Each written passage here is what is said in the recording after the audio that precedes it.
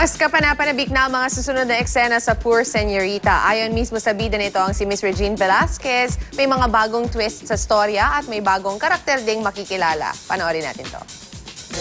Kulitan, tawanan, at iyakan. Ilan lamang yan sa aming pasilip mula mismo sa set ng Poor Señorita. Sa mga huling linggo ng comedy drama series, abangan daw ang mas kapanapanabik pang mga eksena. Maraming mga revelations na mangyayari dun sa mga bata. May mga twist sa story din. Kabilang sa bagong twist na yan, ang pagsulpot ng karakter na gagampanan ni Gladys Reyes bilang si Lydia. Sa istorya ng Poor Señorita, nawala noon ang yaman ng bidang si Rita. Pero kung sa personal nilang buhay, ano naman kayang bagay ang hindi nila kayang mawala? Hindi siguro bagay, pero pamilya. Mga anak ko.